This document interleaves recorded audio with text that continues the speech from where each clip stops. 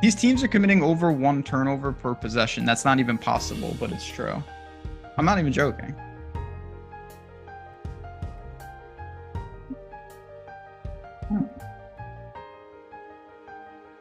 All right, everybody. It is time. Finally, we get to say it. The Open Championship is upon us. The last major of the PGA Tour season. A lot of money up for grabs. Let's talk about it. Let's try to make some money, and that's what we're here to do at Stokastic. A little PGA live before lock. I am Ben Rasa. I am joined, of course, by Geoff Ulrich. You guys didn't burn down the entire company while I was gone. I appreciate that. Looked like everything went good. Yeah, I am. I am welcome for that. I'm excited to be back. Eric tried. Well, I know. Oh, I know. We're going to talk about that. I want to hear what happened in Scotland. Oh, of course, Reignmakers, Royal Liverpool. We're going to build some lineups with the lineup generator and answer all your guys' questions. I see we got a great group ready to make some money. But, sir, you like your team Open, right? Yeah, absolutely. I'm team Open. Okay. I love this event. It's the best.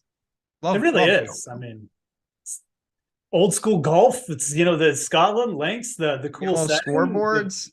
Scoreboards, the timing of it all is great. I don't know, man. Yeah, this was probably a funner event when I was a little bit younger and would be in a casino sometimes at midnight and watching it on TV or something. But yeah, it's still great. I mean, I love it. I love this event. Yeah, it's got everything. Now, I'll be honest, I do think from a DFS standpoint, it's got some elements that make it even more difficult. Some things we don't see. From crazy weather to not split tee times. I can't stress how different that is when there will be guys who will tee off, finish their round, eat lunch, do something else, and then sit down and watch other people tee off. It's a wild situation, but we deal with it every week. And we kind of got a taste of it last week. And I want to start there with the Scottish Open. Rory wins. That's obviously a big storyline. Bobby Mack is going to be uber chalk because of his finish. What did you take from it, and do you care? I saw you tweet out at the Fantasy Grind some stats about kind of Open trends, and it didn't seem there's a lot of noise about, do you need to have good form, and do you need to have good past form at Opens even? I mean, I think that there's definitely outliers with there. I mean, Morikawa won his debut. There was I think Cameron Smith had never top 10 at the Open before he won last year. But at the same time, I think it's, 7 of the last 9, 8 of the last 10, something like that, have not only played in the Open, but actually posted a top 10 as well. So, it's what you say is it kind of depends. If you're really targeting and you like someone and you think someone's coming in with good form, their Open form isn't going to be too big a deal to me. But at the same time, I think there is little things you need to look to. I wouldn't be taking a guy who's maybe just putting well and a disaster. I think that iron play is really important in the Open. You've got to control your ball flight. The par threes are tricky, things like that. So that was one trend I found, just, really, really solid approach form. But, I do think experience here matters. But yeah, in the grand scheme of things, what you did last week, not necessarily the biggest deal. There's been numerous guys who skipped the Scottish Open. Lowry, don't think it was Morikawa. There's another name that recently did as well, though. Maybe Spieth when he won, I think, in 2017. There's kind of just little outliers here all the time. I think some of it's just like you said, it's a quirky event with weather, and so there's certain things. Certainly, to me, really stressing iron play. Definitely would like players with experience. One other trend is just that the age here tends to be right around 30, 32. I think it's about 8 of the last 11 have been 30 or older. So something to think about there. It's a bit more of a veterans event, but at the same time, we've seen plenty of outliers where you don't need to avoid just newer players either, because the Morikawas, the Cameron Smiths, they're coming. They're not really intimidated necessarily just because it's a little link setup. Yeah, I think we're seeing more and more guys are just ready. I used to weigh heavier links experience. They haven't seen this. Dudes just come over and they're like, we'll figure it out, and they do for the most part. We even saw that last week in Scotland. There was a lot of Austin Eckroat, Eric Cole type players, and a lot of them just figured it out. Now, this is a next level event. You're not going to see those names, but we do have that.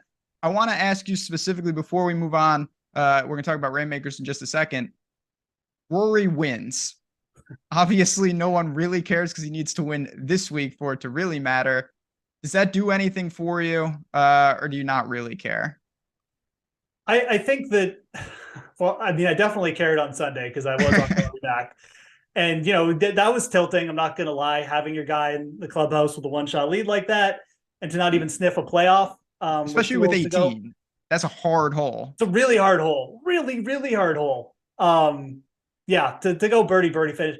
At the same time, that's Rory, right? Like, he's got the magic. And I think, though, for me, like you do, I always just say, like, bigger picture, Rory's definitely got the momentum. Is it going to shock me if Rory wins? No, it wouldn't shock, but it wouldn't have shocked me anyways if Rory had won. So to me, like, nothing there has changed. I think that where you look at it is that, we have, and we're going to get into the pricing, but the pricing is now different. And I just think you're going to see a lot of people now decide to side with Rory over Scheffler, people below him.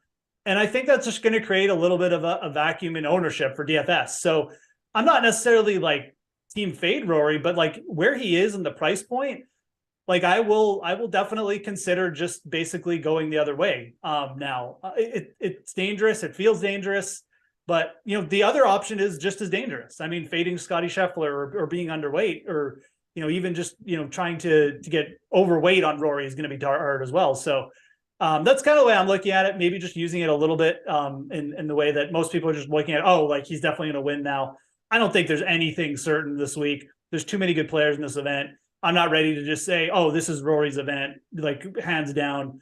It could certainly happen again. It won't shock me, but I think this is still a really wide open event. Yeah, I agree. And even if it, again, you could say this with any week, but even more so this week, even if it like is your time, you could just get unlucky. He could be in the worst of the draw. He could have there's like, we'll talk about this when we talk about Royal Liverpool. There's like out of bounds without actually doing anything bad on this course. There's a lot of weird stuff. Yeah. But in addition to dropping the knowledge, we're going to be giving you a lot of stuff to take advantage of in this show. I hope you guys are excited. I see you guys in there. If you want to hit the like button, let's pump it up. Last major of the season. And let's talk about Reignmakers. Some of you, many of you, I know have already done this. You built out your portfolio. You claimed your free pack. But if you haven't, honestly, golf never ends. So you can get involved right now. It says in the description, gigantic letters, free DraftKings Reignmakers pack. As simple as that. You're going to get that. They're going to give you some cards to get started. You're going to be in there. 350K in PGA Tour contest this week. I say this every time. I love golf, of course, but the NFL is coming quickly. And knowing what's going on with Reignmakers is going to serve you well when NFL starts because it's just going to be madness there. So if you want to enter those contests, pick up some guys in the marketplace, get started with the free pack, and check out what DraftKings is doing with Reignmakers. We've got a course to attack here. That's, again, it's a rotational. I don't consider Royal Liverpool like the toughest test out there by any stretch of the imagination. It's not, if you asked me to name a links course, it wouldn't be my answer. Yeah. What do you make of this? What do you see? You mentioned the irons already. When you see Royal Liverpool, what are you anticipating the players facing? Yeah, if anything, I think this is like the most non-traditional links course on the rotation. I think it's actually more of like an American style course in a lot of ways.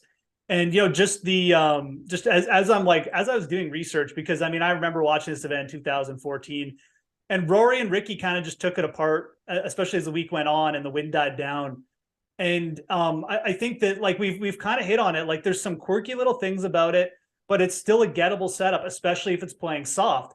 And I think it really does. I think like the biggest comparison I came by just by looking at the course, looking at the past leaderboard, I think it's going to play a lot like a Florida course. I think it's going to play like TPC Sawgrass. Oh boy. The top 5 in 2014, Ben, 4 former TPC Sawgrass winners and Jim Furyk, who has finished runner-up at TPC Sawgrass like 4 times. So I think there's a lot of comparables there. You got, like you said, the weird internal out of bounds. It's just like having like a water hazard, basically, that you need these weird Pete Dye holes. So I think there's actually a lot of comparison there. And I think it's going to play similarly, regardless of whether you think it's like the same kind of course. I just think it's going to play similar, where you've got to be somewhat accurate off the tee. You maybe going to have to lay up in spots. There may be spots to be aggressive, but if you get too aggressive, if you get too wayward, you're going to pay, and you're not going to pay with bogey. You're going to pay with double or worse. So That's kind of how I'm looking at this course. I think it's interesting from that perspective. My worry is this thing gets so soft, and then we just see a birdie fest, and it just kind of gets a little bit out of control. But I think that hopefully the weather, Saturday's maybe looking a little windy. We'll keep things under wraps. It definitely seems like early in the week, particularly tomorrow, there's going to be some numbers. Like if you don't screw up, you're going to be able to score. So I'm not going to weigh in. I've seen a lot of people mention this with the Sawgrass comp. I really don't know if it's going to play like it, but the one thing I do know, it's going to mirror Sawgrass, where the line between dominant, you can score at Sawgrass, but if you don't, you can make like 10 quads, no problem, because if you're off, you're punished. And I think it's going to mirror that a lot, where the guys up top, clean cards, no problem. And the guys at the bottom, you're like, what course was that guy playing? He made, multiple doubles or triples. Yeah. And so that's just what we have to deal with. Last thing I want to ask you before, again, we're going to generate some lineups and get into the guys in just a second. What are you doing with the mentality of driving distance? So I've heard a lot about these fairway bunkers, that it's legitimately a stroke penalty if you're in some of them. Do you think guys will say, okay, with the out of bounds and these bunkers, I'm going to be more technical? Or do you think there's going to be room for Bryson mentality of like, I'm just going to hit it as far as I can and I'll deal with wherever I land? I think that the answer is like there will be opportunity for it. Like Rory, but again, it's only going to be successful if you're long and straight. Like Rory, when he won here, he really took the course apart, and Ricky did to some extent too, because Ricky was like actually a pretty Ricky was up there with in terms of off the tee stats, especially when he was in his youth. But Rory averaged like over 320. He just hit a lot of fairways doing it.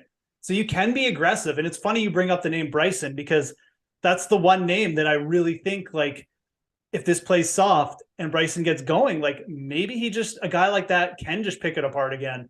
And maybe it ends up just being Rory again too, or just Scheffler, right? Like the obvious names who would do that. But I do think there's some opportunity potentially for like another bomber to do that. And Bryson is like the first name that comes to mind, obviously. There's a couple other guys down there potentially as well, but I do think that there's going to be opportunity to do that. And I think one of the reasons is A, the course is going to be soft, and B, we may just potentially not get too much wind the first couple of days. That could change too. I mean, if the wind gets up, I think that the whole driving it far off the tee will definitely take a back seat, and you'll have to kind of lay back. But I think there's going to be opportunity. I really do. I remember this course. I've watched this course, the Open fully both years, and it played so much differently in 06 when Tiger was there. He just laid back on every hole, but the course then was dirt brown, and it just rolled, and Tiger just took the bunkers out of play. But if it's soft, you can still drive over the bunkers, land the ball, and avoid them that way. So it's going to play like 04 or 14, excuse me. And I think that there's going to be some opportunity for big hitters to potentially get around and like put up really low numbers. Yeah, no doubt. And that's the fascinating thing. And all right, let's get to it. Let's see what line, because the other part of it, we talked about the course, and this is the new thing here at Stokastic that we're really trying to do more of. What are you going to face when you're in these tournaments? What are lineups going to look like? And we have multiple ways to do it, from Sims Tools to Lineup Generator. Super cheap, super affordable. Let's get into it. DraftKings main right here. You select your slate. You select your kind of type of what you're doing. I like to go balanced. I like to just kind of see what are we looking at. And then I like to pick one of the volatile or very strong players like Rory McIlroy, not just saying I'm going to play him, but these are what Rory lineups could really look like in your contest. The beautiful thing about this lineup generator, you see lineups populate. If you like them, save them. If you say, I don't want to see that, just press discard. It's going to build out your portfolio. The exposures, simple 1v1s, the projections and the ownership will be in there. All the tools that we have are available, integrated into this. So you're getting kind of that peek into the ownership projections, into the projections themselves. And then you see your lineups there and you see, okay, Rory, no surprise. Who's right next to him? Well, Bobby Mack. Boosty. Okay, that's a little dangerous. But it's no surprise to see kind of that stars and scrubs mentality. You're going to see a lot of Rory lineups followed by 6K and 7K punts. Yeah, absolutely. And I mean, like that, obviously like the pricing is stretched this week, which is really cool. but it's also going to mean like, we're going to see a lot of people relying on Henrik Stenson this week. Stenson. I mean, look, it's crazy that he's even like getting mentioned again in DFS, but it is, I mean, he's 6,200. And then obviously if you're playing Rory, Robert McIntyre lineups, just from seeing this alone, you better find like a 1%er to throw in there, at least in my opinion, and mix things up a little bit. So, again, the generator already like really paying for itself here just by watching this little preview. You can do this with other players. You can do it with Hovland, Fleetwood, a couple other guys who are trending well. I love it. And I think it's even more important on a week like this, right, Ben? Because the pricing is different. So it's just a new element. Like no one's dealt with this yet this year. Really, we haven't dealt with this since like 2014, 2015, because that's the last time they had this kind of pricing. So you remember those days? I do. I remember Hudson once Swafford. you know what? It may have been 2014, honestly, at Liverpool, where they mistakenly put Francesco Molinari at the same price as his brother or something like that. And Molinari, when he was good, was like 5K or something. I can't remember. It was right. It was like the first year they had DFS golf on DraftKings. I'm dating myself. I can't believe I've been doing this for this long, but yeah, you and me both. Simpler times. Yeah, I do remember that. Anyways, this is all available. If you're saying, if you're playing even remote volume, if you want this, it's in the link it's under $5 for this week. So just ask yourself, with all your entry fees, is checking this out for an extra $4 or $5 worth it? I really believe it is. We've got that link available. Jordan, my man, if you could throw it in chat as well. For the people, like I said, really worth it. It's simple to use, and it can make you build more effective. I use it every single week to generate some of my lineups. I really do believe in it. But no matter what we use, we got to figure out who to put in these lineups. And you mentioned the pricing. We broke the 12K glass ceiling with Scotty Scheffler's 12,500. Rory. Rahm is not being talked about because, as good as he was early in the season, he has regressed. And then talk about Cam Smith is the defending champ. And when I think of Sawgrass, he does come to mind. So talk to me about these first four, and feel free to even keep going because we have 7 north of 10 this week. Yeah, no, for sure. I mentioned off the top again, with the Rory win last week and just the element there. I think that, it's funny. We already talked about this in the chat a little bit, but we have flattish greens, a TPC Sawgrass like setup. I mean, I really think that Scotty Scheffler is just going to absolutely pick this course apart and has the potential to. And I think that with the 12.5, salary, there's an opportunity here to build out and build around him and really get overweight and not necessarily have to like put all your eggs, like be like 60% on Scotty Scheffler to get a good edge in the field. I like Scheffler this week. I do. Like I very much considered betting him. I really did.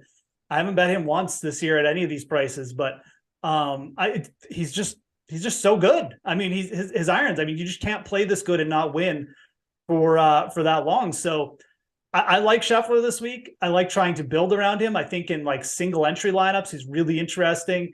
Because I just don't think many people are going to go there. I just think they're going to do it. And they're like, there's just better options. But Scheffler has the most upside to me, and our projections agree. Even with the Rory win last week, there's still a decent gap with Scheffler at the top. At the same time, like I'm not going to pretend like there's not other good names in this range. I think that my philosophy for this range is you're either going to the top or you should be looking to the bottom of this range and maybe eating a little bit of chalk with Victor Hovland. Victor Hovland sets up really well for this course too. And it's something that, yes, he's like one of the most tipped player. Everyone wants him to win, but it's for good reason. I mean, he's a fantastic iron player. It's a seaside course. We're talking about TBC Sawgrass comps. He finished second there to Scheffler. And I think the guy right above him deserves a little respect too. Xander's getting no talk this week. It's a pretty good price on Xander, to be honest. I trust Xander at this point far more than I trust, Patrick Cantlay. I'm almost ready to call him can't win at this point. I've almost delved into the can't win category with that guy. But I just trust him more. And I think that, again, if you're looking to this range, given the course, given the setup, technicality, Hovland and Schauffele, I think, get a bump this week. I think they get a bump over Koepka. Obviously, Cam Smith is there, but he's more expensive. I don't want to say bypass everyone between Scheffler and Schauffele, but again, those are my two preferred kind of builds range there. Scheffler and then kind of Schauffele and Hovland at the bottom. I'll tell you, I agree, but there is one person talking about Xander Schauffele, and you're looking at him. I bet him. There we go. I think he's going to win. Oh, 25 to boy. 1. Xander, I'll get right to it. We'll talk about the rest of the guys if you want, or we can just call it. And it's been a good run. Xander Schauffele is going to break through. I really think he's got what he needs. The putter is there. Not that I care that he won the Scottish Open last year, but he did. He can do it anywhere. Yeah. He's got a runner-up at Sawgrass, as a lot of these, Hovland's been great at Sawgrass too. And like Sawgrass, you're never going to see, or it's very unlikely to see, guys with open history that's very stable. You're going to have miscuts. You're going to have seconds. You're going to have miscuts. You're going to have thirds. It's just the way it is. But I really, really like Xander this week. It's not to say I'm just all in on him. I think that's just stupid with the volatility this week. So for me, I agree 100%. I'm looking towards Rory or Scheffler, and if I don't, I'm kind of bypassing Rahm, Cam Smith, and Brooks for either Xander or Hovland. I do want to quickly ask you about Rahm, though. I don't have a strong take. I don't know what's going on. I don't think he's like broken by any stretch, but I also do think that right now there is a gap between him and Rory and Scheffler. Yeah, Rahm is really hard to gauge. It's again like he was 10th at the U.S. Open. It's not like there's anything. It's not like we're going through a Justin Thomas episode here, and then he missed a cut at some. I can't even remember where he missed the cut. Was it the Travelers? Like it's the week after a major. Who cares? Really, there's another player I'm going to say that about in a second. Yeah, the Travelers. Yeah, it was the Travelers. It's just he's 11-2, right? And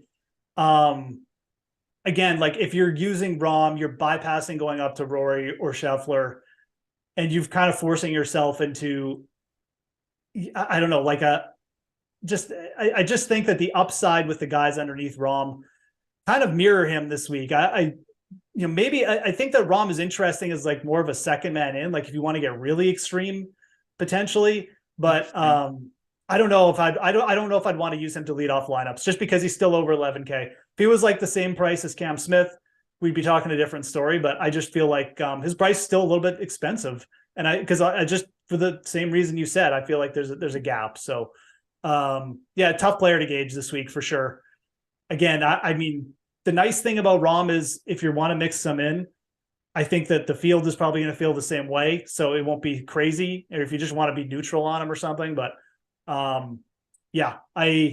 don't really have a hard take. And if the horse plays soft, he could come out and shoot 62. But Rahm's a guy, like if he beats me, he beats me. I'm going to have some. It's not like I'm completely against it. I just think all things being equal, ownership's not drastically different.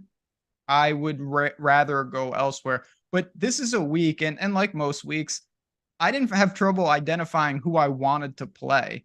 I had trouble identifying how can I get them into lineups, because there are so many players that are playable. There are so many permutations, and it didn't really work with what I was trying to do, which again is why I really recommend some of the tools. But I want to work down a little bit because we've mentioned, of course, these are big name players, and I really don't think either of us have you can't play any of these guys. If they bring their A game, are going to be just fine. You've got Cantlay, Ricky, Spieth is just like, if there is one player that defies open trends and is just good every year, it's him. Yep. Morikawa, Fitzy, Hatton, Fleetwood, DJ, Shane Lowry, and then Cam Young, which is just like, watch him win. How interested are you in forgetting the 10K and above range and starting with 2 or 3 of these guys in lineups? Yeah. In terms of just interest in doing that, I definitely have toyed around with it. I think that I would probably prefer to get at least one of Schauffele or Hovland in there. I just feel like those guys are, in terms of upside, just have a better opportunity to pop. I think Spieth is super interesting though. As you mentioned, he leads the field in strokes gained at the Open Championship over the last 6 seasons. He's just an automatic. And again, I think is a really good course for him. Sawgrass, Hilton Head, whatever you want to call it. I just think it's going to play to his strengths. He's been a little bit up and down, but certainly not a player I would have issues, rostering. I think Morikawa is probably the player I would like if I'm building around one player in this range. It's Colin Morikawa. You talk about a player who could just pick this place apart with a 64 tomorrow or multiple times. I think it's him. I like him more than Spieth. If you were to ask me which one I was playing, it would certainly be Morikawa. Cantlay is fine as well, but I think that the ownership on Cantlay is getting up. I would say Morikawa would be the guy I would build around. I don't really prefer to do that. Like I said, I would prefer to use Morikawa beside like Hovland or Schauffele. I think that's a really good starting duo. But certainly, if I was going to build down here, it would be like a Morikawa, Fleetwood, probably DJ kind of thing. Potentially Hatton. Maybe Morikawa and Spieth makes sense too. I mean, but again, not really my preferred build. But again, if I'm going to go there, I'm starting with Colin Morikawa, and that's 100%. I want to ask you a question, and it's from chat. It was brought up a little earlier from CJ, and it relates to Morikawa as well as a lot of guys.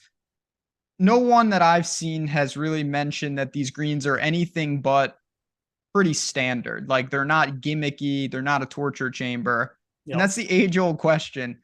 Like, if you suck at putting, is that good for you? Or does it make the good putters so good that they are going to even gain more strokes? And Morikawa is someone, I think you would sign for a wash on the greens, let the iron separate. What do you make of like that type of mentality? Do you think it helps a guy like Morikawa or a guy like, say, Denny McCarthy? Oh boy. Yeah. I mean, I've heard both sides of the argument.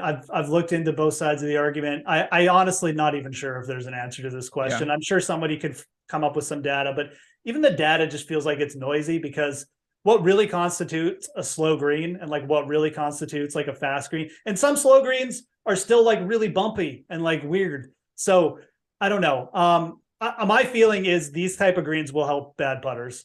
They have to read the green less. They have to worry about the speeds less. And I think that will perhaps also lend itself to, like good ball strikers like a Colin Morikawa are also just potentially going to give themselves like so many 10 to 20 footers that they're going to be able to get in range. I think part of the issue for bad putters is when they're hitting it from 50 feet, hitting like a 10 footer for par. This could just be, you're just hitting 20 footers all week. So I think that it helps the poor putters this week. I think Scheffler gets a boost as well. Those are two guys I think will benefit. So that's my take on it. Simple greens, potential for some of these guys just to really pop out. But the truth is, like, this is just my gut take on it. If we're going back to 2014, I think that's something to fair. Rory obviously got it going on these greens. I think that's probably a good sign for guys like Morikawa as well. Adam Scott was up there. It's tough to say. I don't know. I don't think there's a great answer, to be honest. Again, because what constitutes, like, what's the line between easy greens and not easy greens? I do think if I had to give an answer, if my guy was a terrible putter, I would prefer this type of setup for him if I could choose. Doesn't mean it's going to work, but this is what I would choose. I want to bring up one guy, though, because Hatton's going to be extremely popular. One of, if not the most popular player. Fleetwood's going to be extremely popular. Morikawa's not going to be extremely popular, but he's not lost. But Matthew Fitzpatrick is. He's not playing well. He's going to be the clear leverage in this spot. You can always make that argument just based on that fact, like if you want to be different. But do you see anything with Fitzy that you're encouraged by, or do you see anything that says, wow, this is really concerning and I'm not going to play him? So, I mean, to me, like, it's the Fitzpatrick argument kind of comes down to Fitzpatrick or Spieth. I don't think that you really want to make a lineup with both. Maybe you do. I don't know. I mean, that would be pretty low. That'd be pretty low owned. Because like our Fitzpatrick's definitely trending lower than Spieth in ownership, but I don't think that the gap between him and Spieth is going to be big enough that if you like Spieth, that you should not play him just because he's going to be higher owned than Fitzpatrick. So to me, it comes down to who do you like better, and maybe to put in beside a Morikawa or a Hovland or whatever. And to me, it would just be Spieth. But like you said, I mean, if you want to play Fitzpatrick, I don't really have a problem with it. I mean, he was 17th at the U.S. Open. He was fine in Canada. missed the cut last week. Like, so what? I mean, so did Spieth. I think it's fine. Like, really, I do. I mean, I think that this kind of setup really could just see where Fitzpatrick driving it fine still. Maybe the irons aren't there, but the putter can just get so hot for him on these kind of setups. And if the irons bounce back even a little bit, man, I mean, he could just rack up a couple of rounds. So I don't really have a problem with it. Slightly prefer Spieth, but really either or, I think make a lot of sense. And I do kind of like fading Hatton there. I can't fade my guy Tommy Fleetwood, obviously, but Hatton would be a player I would probably almost prefer to fade. Just doesn't really have the major championship, like what you would call just history that I feel like, like even like Spieth and Fitzpatrick do. So I think it actually makes a lot of sense to pivot off Hatton this week. As good as he's playing. It is tricky. I'm definitely going to have exposure. I'm not sure I'll get over. I'm going to buy into the Fleetwood chalk just because it's Tommy Fleetwood. He's checking all the boxes. Honestly, him and Cantlay are like the same player at this point. They're just really turning out a lot of finishes and they don't win. Last guy, and then we'll move to the eights. I know I didn't gloss over him. I actually mentioned him specifically because I was just like, this is stupid. Cam Young was broken, and then he played. It's amazing. If he didn't play the John Deere, people would be laughing at this price. People are still kind of laughing, and I strongly prefer like the DJs of the world. But I did want to get your thoughts on Cam Young because we saw him obviously last year at the Open overpower a course. Yeah, yeah, he did. And I don't know. He's played well at some tricky courses. I mean, the John Deere is a tricky little course. Certainly Hilton Head, where he finished third. I mean, look, I don't like, again, the nice thing about Cameron Young for DFS this week is it's going to be like 4 or 5% owned this week, potentially even less. I would suggest that, like, I just feel like I can't. It's really hard for me to go, oh yeah, I'll play a low owned Cameron Young when a low owned like Hideki or Bryson are right underneath him. If Cameron Young was a little bit cheaper than those guys, I would say yes. And I don't even really think his ownership would be that more if he was cheaper than those guys. Yep. So that's my only problem with him, just the range he's in. If he was in like the Thomas range, the Thomas Burns range, he might be a little bit more popular, but I just think he would be so much easier to click on. I'm not going to go there. I mean, again, like the nice thing is if you want to mix some in, you don't need much, but I'm not convinced that like one John Deere start, where by the way, he did melt a little bit. Like he really kind of gave that tournament away. I mean, when you can't like fend off, I don't even like Sepp Straka and like Denny McCarthy, like, or whoever finished second there, I can't even remember. But if you can't fend off those guys, I mean, like, I'm not 100% sure that you're 100% back either. So I just think there's too many big names below him with a little bit more experience. Yeah, it's a big opportunity cost. That's my biggest thing. Not that he can't do it. It's like every share of Dustin Johnson or Fleetwood or Ricky or Decky or a million other guys come at the expense if you click Cam Young. And I'm just not willing to do that. You can't play everyone. You have to leave players off or you'll just never get enough leverage. And that is a guy I'm willing to do that with. 8K range, you mentioned you've got Decky, you've got Bryson. I look at Wyndham Clark and I'm like, how the hell is he up there? Oh, yeah. I forgot he just won a major. So I guess that's fair. JT, Burns, Homa. Talk to me about the upper 8K range. Yeah, upper 8K. Again, I really like Hideki and Bryson here. I mean, I think Hideki is really just going a little bit under the radar for people. His betting numbers, like he was plus 10,000 to open the week on DraftKings. Like, I know. I mean, that's an insane number. Like, really, it's insane. This is Hideki's 9th Open. He finished top 10 at the Open in his first attempt. And I know it's been a little bit up and down, like you said, but that's just the kind of style of event this is. He was absolutely mashing before Detroit. He had one bad round.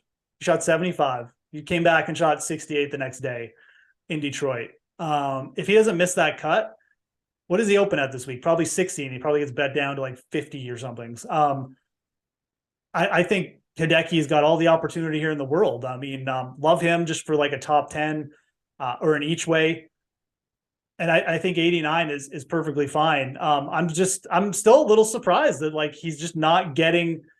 I mean, I'm just going through making sure we didn't like do an update, and he's like now one of the most popular plays. But no, I mean, when I was looking earlier in the week, Hideki was like 3% like trending. I don't actually know what he's at now, but he's at 4.4% in our projections. I'm giving you guys a freebie here.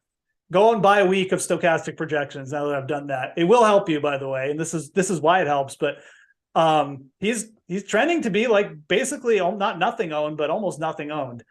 I really like him. And Bryson at 88, man. I mean, there's a lot of upside there. You know, what we've seen from Bryson this year is he's back. He's playing really solid golf. It's not getting much attention because he's on live.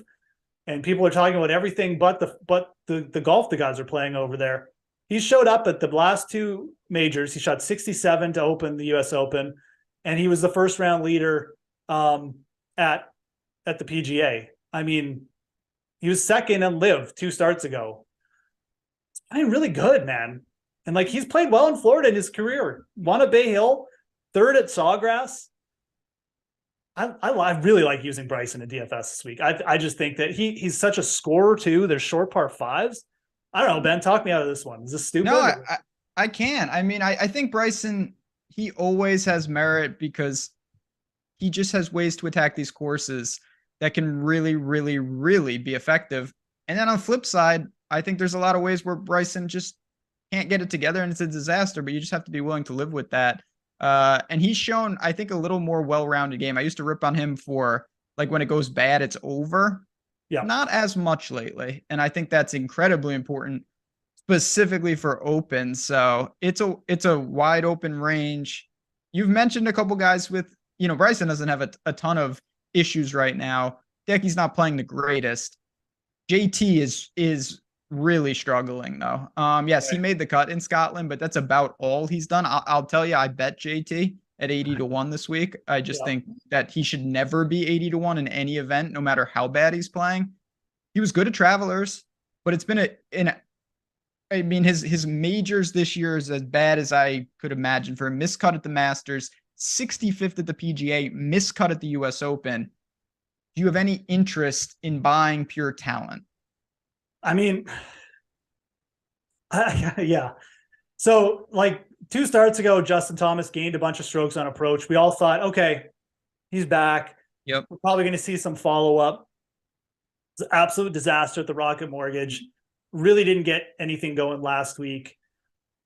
My concern is just like, it's not even that he can't do it. It's just, he's got to put it all together, like for a major. I mean, I think if you're playing Justin Thomas, I just don't think like the win equity is there, like that the upside that we normally see from him is there. He could certainly reel off a low round, but again, you know, I can get that with Bryson too. And I think I get better or just like a little bit more win equity. So, and just a little bit more stability as well.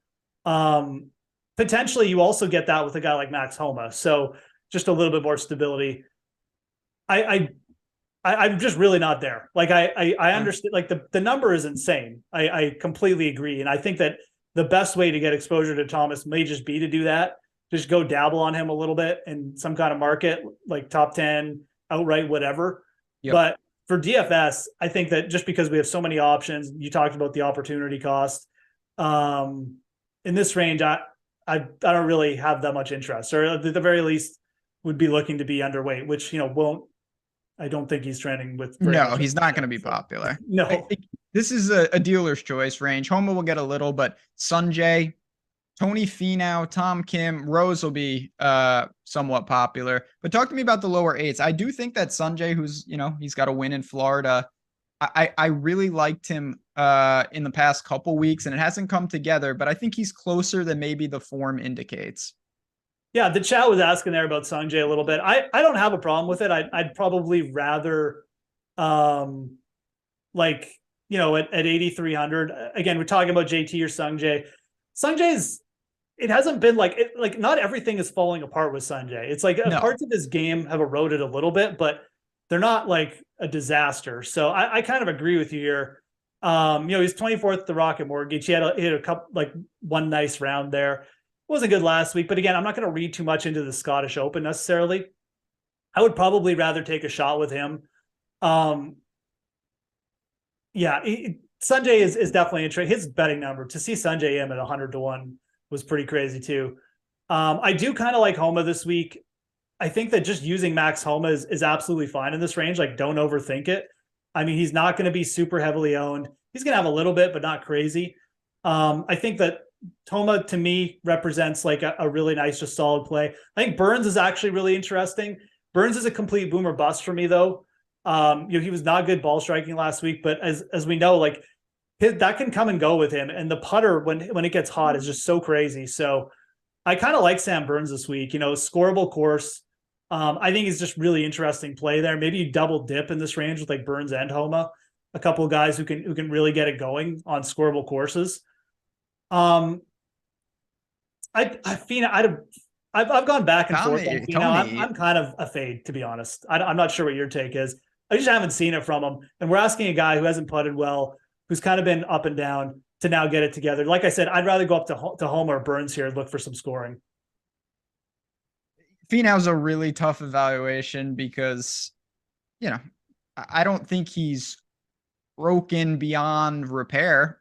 His putter has left him for quite a while, not doing anything great. His irons were like, through March and April, his irons were Morikawa level. Like it was literally the best in the world. It's not that anymore. I'm going to have some Finau, but he's not my priority. I actually like the guys right above him more. I like Sanjay and Homa. And then as we work down to round out the range, Tom Kim, I think, is playable, but Justin Rose is the guy I really want to ask you about. Someone that I always think is optimizing for majors. And you mentioned the experience, the stereotypical, like, Justin Rose wins opens more than like Sam Burns when you think about the guy, like the profile of an open champion. It's a more of a guy on Justin Rose's career arc right now. Do you like him? Price seems fair to me. Him and Adam Scott, I'll take Adam Scott kind of along with him to crack open the sevens. I think they're both more than reasonable this week. Yeah, I know. I think Tom Kim's a good upside play. Like I really do. I mean, I'm not sure if he's got it, like if he's on that Morikawa Spieth level where he can just come in here with like a little bit of experience and just like win, or like Cameron Smith level, whoever you want to use as the comp. I'm not necessarily sure if he's there, but he's certainly close to those guys in talent. And I think that like that alone makes him like really intriguing for this week. And I think a player that like you need to give some credit to. Like the upside with Tom Kim is legitimately that I think he could win this event. He's not my pick, and I'm not saying he's going to win. Oh, you said it. I'm just saying Kim breaks through. Wow. Well, I mean, that soundbite. He actually does win. Keep the soundbite, please. But certainly was in contention last week, right? So we have seen like this part of the world. He's popped up here twice. There's maybe something to it, and certainly his best results have come on courses that would comp a little bid. So. Yeah, I think Tom Kim is playable. I also, well, the counter argument to that is he was a disaster off the tee last week. Like, he could easily find some internal OB here and be done by Friday. So I think there's volatility with him, but I definitely do not have a problem using him. I would probably prefer him over Rose, to be honest. Okay. Again, we're really, like you said, it's the dichotomy of the two players, but I feel like Rose maybe has finally cooled off a little bit. Didn't do well at the US Open, missed cut last week, kind of blew it. And a little bit of that Cameron Young thing, like couldn't close the Betfred Masters when he was like basically running the event, like front running it. Worried me a little bit. And again, Rose is going to be popular. So I do like Tom Kim. Adam Scott, I just feel like I'm at the end of the train here with Adam Scott. I've been waiting for the breakthrough. I'll probably give him one more chance. I talked about it at the start of the year. I still think he's like on the verge of doing something good. I just don't know if it's going to be this week. Maybe it'll come like in the playoffs or something. But I certainly don't have a problem with Adam Scott. He's just, we're just waiting and seeing if there's another level here. Let's keep it going. We're sticking in the mid range again. I'm just going to quickly, you guys know this. If you are looking for more, all the things we're referencing are available for you. Part of our packages, whether it's the tools that you're after the ownership, the projections, or just something else, it's all in the description of these videos. Come and check it out. You get half off your first month of PGA Premium.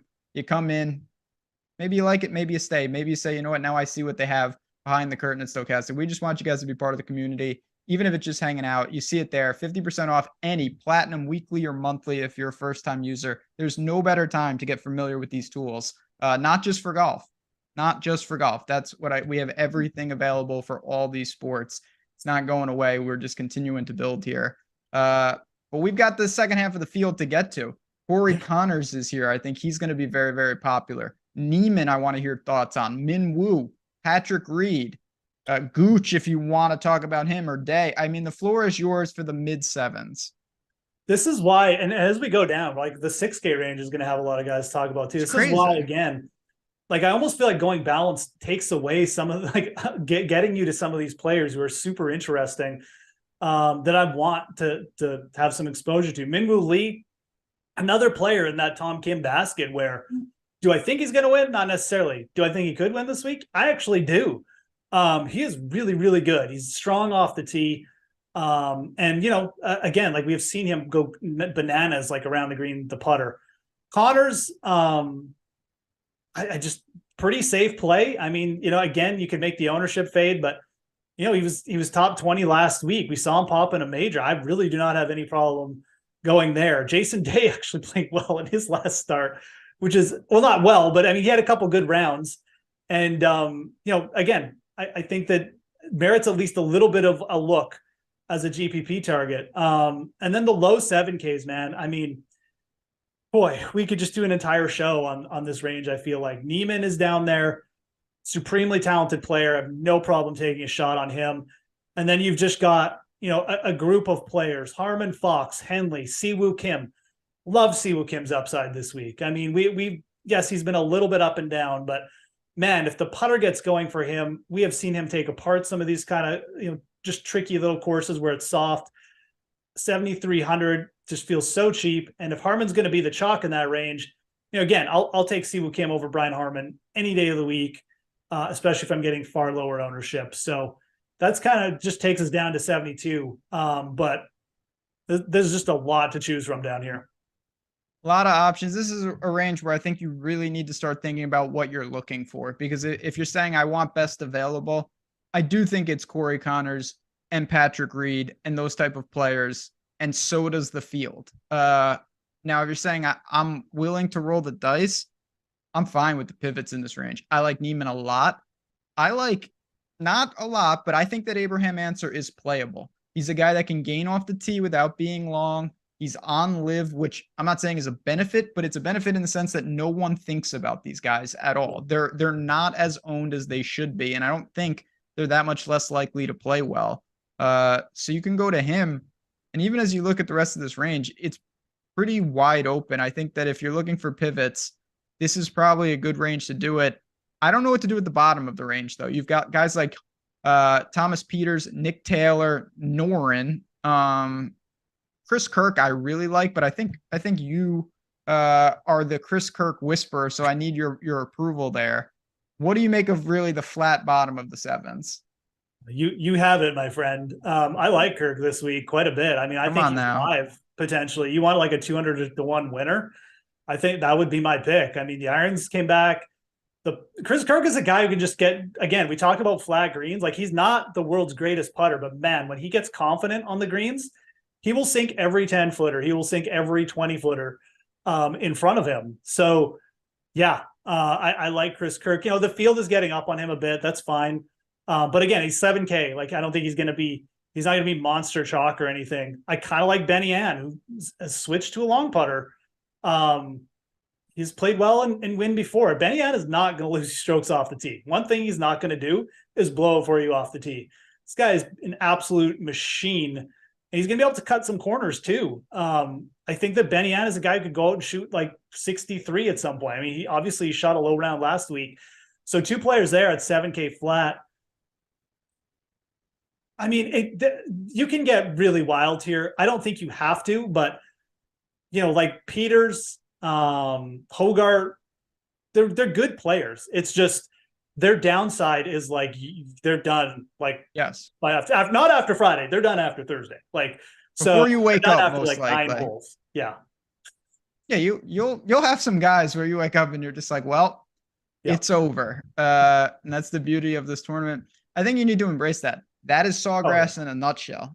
If you don't have it, you can unravel pretty quickly. But for me, these guys that can really score, you're going to see someone like Thomas Pieters hang 65 tomorrow. I'm very confident in that. Now, is it Thomas Pieters? I'm not really sure. But the beauty of this, just looking at the ownership projections, you can take 5 to 10% of a bunch of these guys and get serious leverage and know that some are going to fail and know that you only need a couple to succeed. But there are the fascinating thing about this week is there are these really open ranges. And as we get to the salary savers right now, there are these giant chalk land masses, like where one guy is so much more popular than his neighbors in the cheapies. And Louis Oosthuizen, Patty Harrington, and certainly Bobby Mack, Robert McIntyre, he's going to be extremely popular. What do you do? It doesn't mean you blindly fade, in my opinion, but how do you decipher the low sevens and the upper sixes? Yeah, so you don't need to blindly fade, but at the same time, like, I mean, we're talking about players under 7K. I think you can get aggressive here. It kind of sucks. I don't even hate Louis this week, to be honest. Like, I mean, he started to play better on Live. He's just a very obviously, savvy open player. And I would probably say, like, again, that would be a player I would be more inclined just to be like on weight or just neutral on. But man, like McIntyre, Padraig Harrington, like, look, Bobby Mack, great. I love him. Last week, absolutely saved my week. It was great. Would have been better if Rory had just, screwed off. But at the same time, he did not drive the ball well. Like, Robert McIntyre is probably going to hit it into the OB once this week if he drives it like he did last week. It would not shock me in the least bit. This is not last week's course where you can just hit it in the hay and then make hero shots out of it. You're in the pot bunkers. You're potentially in the gorse bush. You're potentially in the OB. I don't think this is necessarily, like, this is what fascinates me about the ownership projections this week. I think it's fascinating that people are just blindly saying, okay, it's a links course. It's Robert McIntyre time again. It's not the same kind of course, though. I agree. Like, it's really, really not the same kind of course. And we talked about this before. Jordan Smith at 6,800 is a really good player. He was T20 at the US Open. He was 12th last week, and he gained 6 strokes ball striking. And guess what? He gained a bunch of strokes off the tee because he's a really good driver of the ball. And he's English, and it's a home game for him. And that's where you should pivot to. I'm telling you right now, that's where I'll be pivoting to. That's where I got some top 40 action. That's where I got first round leader action. Really like Jordan Smith. I think Legasque is potentially interesting as a boom bust. He's good. He's really solid. Like I said, I really don't mind Louis. I'm not going to talk him down. But those are the guys in this range. I'm aggressively fading Robert McIntyre this week. Absolutely. I don't have a problem with it. Same. I'm actually going to throw one more in there only because I think that everyone, including me, is going to overrate what they saw last week. One of the most disappointing guys was Rasmus. He played horrible in Scotland after winning the week before. I don't really care. I really don't, honestly. Maybe he's just not that good, but if you told me that Rasmus just rises back up and plays damn good golf here, I wouldn't be shocked. If I was playing one guy, it would be this the guy that you mentioned, Romain Langues, whatever his name is, from France. I played him last week. The guy's just good. He seems to be able to navigate these courses nicely. He avoids damage. I expect him to pay off that type of tag. Griot's down here. I don't know what that means, but I do have to contractually mention that. Thunder Bear, Thorborn Olesen is down here.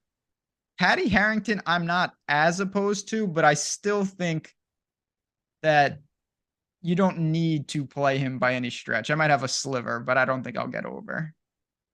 Yeah. So Olesen is interesting. Like, Olesen is a guy who definitely could be +8 tomorrow when you wake up, but yes, if he survives the cut, he could also just, post like a weekend 63 or something. I mean, he can really get it going with the putter too.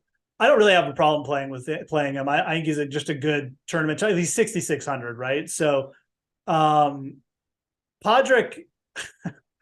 I just don't even know. Like a fifth. How old is Podrick Harrington? Is he 55? Like, is he that old?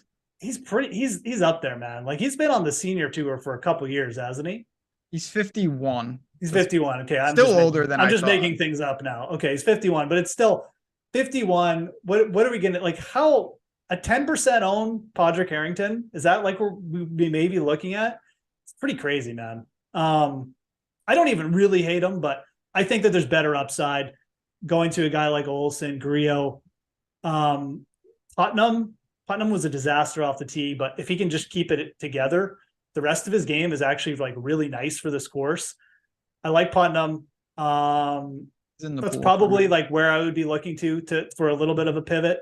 But yeah, it's pretty volatile down here in that mid 6K. I almost don't even like hate like bypassing him and just looking for someone in the low 6K range. But certainly Olsen, Putnam, probably my two favorite plays from there. I really don't. And like Grillo, Olsen at 66, I think are both fine. They just, what are we going to get from Grillo? I mean, it's who knows. He's been okay at this event a couple times and he's missed the cut like 4 times. So yeah, I'm not overly enthusiastic either, as people can probably tell. I'm not overly enthusiastic about anyone in this range.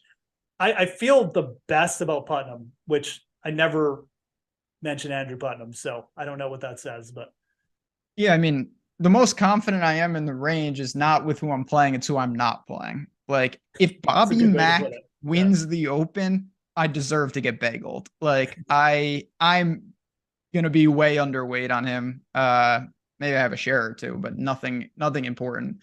Big fade for me. Let's open it up for the rest because there's still a bunch of guys. I don't have a ton. I don't know how often you need to go down here, but you can. Are there names like is it Stenson? I don't even know who it is. Who do you think is playable like in the low 6s or even high 5s? Never thought I'd say that on a show. So let's just go through some of the names because I do think they are playable down here. And I think that you need to understand obviously the risk you're getting into, but also understand like it's still an Open. Like a little bit of experience comes in, the kind of course comes in, and some of these guys are definitely going to bleed through the cut. And some of them even I think have a little bit of upside.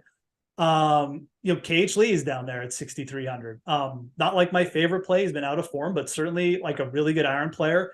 He brings a little bit of confidence with the putter. Joyce Loughton is down here as well as really good ball striker, veteran type of player. Daniel Hiller has played well at 6,100. Stenson, as we mentioned. I don't hate the Stenson idea. I really don't. He's going to have a little bit of ownership, but like how much ownership can a $6,200 golfer really have? Yeah, I don't think you really need to worry about it. So I'm kind of gone back and forth on Stenson. I don't hate it. But I think you can even get more aggressive down here. Like I almost think like if you're going to 6,200, you might as well just break the seal and go under 6. And there's 2 names that I kind of just picked out after going through probably way too many of these guys. And the first, the guy people like last week, Matthew Southgate, who missed the cut. He lost 5 strokes putting, but he gained like over 4 strokes ball striking in 2 rounds. Very good links player. He's from England.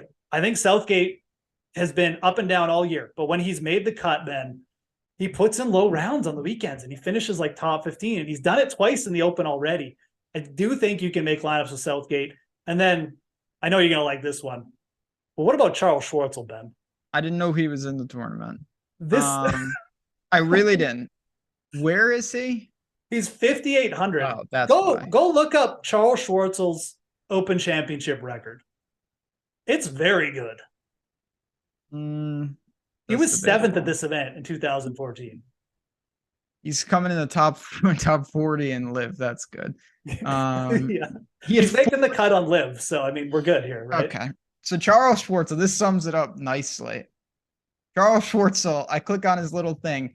Okay, he played in London. Oh, what did he came in 31st. That's not good. He had 4 eagles in 3 rounds, but he also had 3 doubles and an other.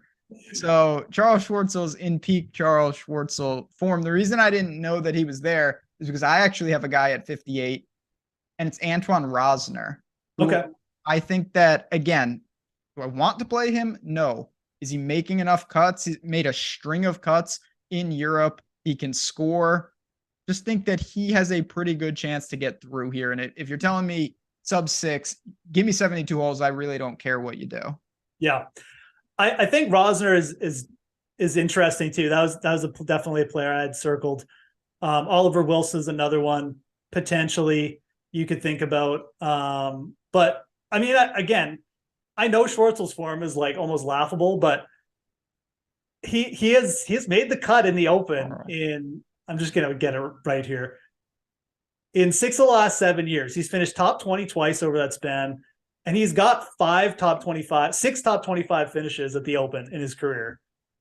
I do think like there's just a chance where you just got a veteran player, he gets it together for the week, and we've seen Usti do it at times too.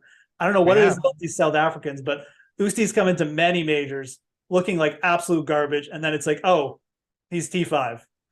I think Schwartzel is legitimately playable down here. It's complete, sounds like a nonsense play, but again, if you're going down here and you really want the upside, I would look to Southgate and I would look to Schwartzel personally. Yeah, I'm all about Southgate.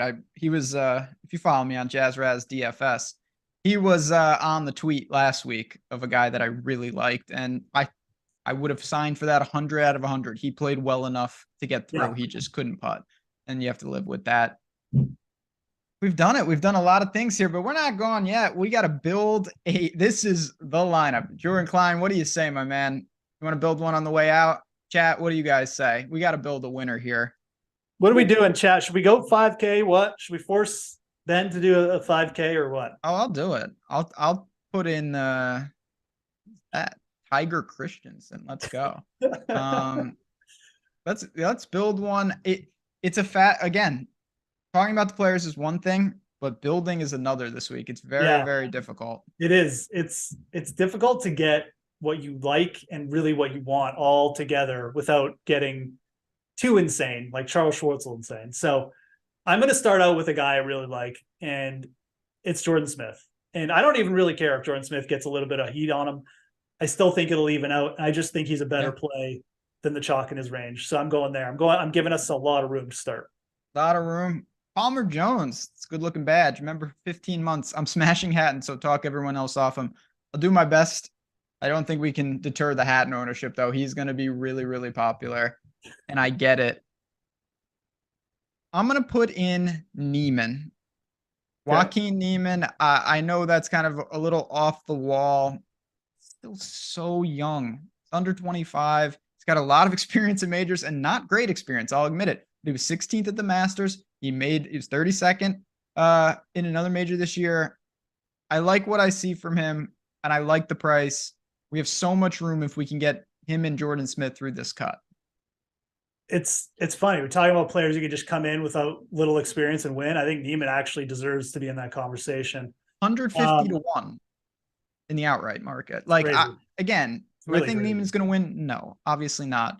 But I think he has the talent to win. He blew away a Genesis field that was just as strong as this one. And this is where it gets tough when you really got to make these decisions. Like, I mean, I like Bryson. I like Hideki. I'm just going to put in Hovland. Okay. I'm just going to put in Hovland. It's easy, but like, again, it's what I said about Hovland. I just think you're just overthinking it if you're kind of just thinking like this isn't going to be a good week for him. So let's just go with Vic. We're going to build a cool lineup here because I'm going to double it up with Xander. Yeah. I like that. We can do it. We have plenty of room. We've got 2 elite players that I think are very live to win. Clearly, we're boxed out of Rory and Scheffler, but that's okay. I don't need them on all my teams. You give me Xander and you give me Hovland, I can live with that 1-2 punch. So I'm just going to read off a couple options. Cantlay, Southgate, Morikawa, Schwartzel, or Rosner. Oh, my God. Or Rosner, so you don't throw up. Fleetwood and Stenson. Hideki and some jabroni from the 66 range. Listen, We could go Bryson and someone from the 68s. I don't know, man. What's your preference? so I'll tell you this. If you could get, which you can't, if you could get Bryson and Romain Landisqua or whatever his name is, I would do that in a heartbeat. If I had my, I would go Decky and Olesen personally. I mean, I really like Hideki this week. I don't really have a problem there. I think Olsen is so good for GPPs. The more I think about he's it, a great play. He could just, if he just gets the weekend. I mean, we're talking about a guy who can just go 64 in the heartbeat. Let's just finish it off with that. I like it too much. Yeah, listen. Hideki, Schauffele, Hovland, Neiman, Jordan Smith, and then a complete wild card in Olsen. I love it. It's a good looking team. A real good looking team. And we're going to see a couple of these golfers probably play the weekend if we're lucky. But now, listen, you have to embrace it this week. You're not going to be able to find lineups that check everything that you want. Last thing, just want to, for a lot of people that maybe don't watch the show every week, things we didn't mention, but quickly before we get out of here, the tee times, if you want to micro stack, get a bunch of guys that are playing at the same time to correlate your weather, things like that always help. I don't think it's necessary. I don't think there's a major split, but something crazy could happen on Friday. Connors or Patrick Reed, I would go Patrick Reed, but both of them are real close for me. Really, really solid plays. I don't think you can find fault with either. Any final thoughts? I gave you my winner, Xander Schauffele. Is Victor Hovland taking this down? Is that what you're telling people? No, Victor Hovland's going to come in second to Tommy Fleetwood. Okay, that would be. You're going to make me once again. Hey, I mean, look, this is potentially the last Tommy Fleetwood take that I'll have for a while. So let's go on a bang. I mean, look, I definitely think Vic makes sense for a lot of reasons. And again, like if I wasn't like a Tommy Fleetwood fanatic, he would be my pick. I do like Hovland. I do like your pick of Schauffele. I think that there's a good chance a winner of that ilk, like just someone from that second tier. I just think this course is going to open up for those guys. And to me, Hovland, Fleetwood, Schauffele, that's a trio of players who all three of them could break through this week. It's not a hot take, but I'll leave you with this. I think you see a first-time major winner here. I know it's a lot. There's a lot of good guys, so it's not going to be like a crazy upset per se. But I think that you see a first-time major winner. That'll do it, friends. Geoff Ulrich at the Fantasy Grind. Myself at JazzRaz DFS. Jordan Klein behind the glass. Who looks very tired. It's only like 6 o'clock out there. What are you doing, fella? I know what's going on. I've been behind the glass all day. We appreciate you, the third member of the team who runs this show, and then you guys who make the show happen. Appreciate you. If you have any questions, just hit us up on Twitter, hit us up in our Discord, and certainly we'll see it in the Stokastic community. Someone take down $1 million, then come back next week and let us know that you did. But for all of us here, good luck and joy. We see you next week. Preferably use Charles Schwartzel. If that happens, don't come back. Just go buy Powerball.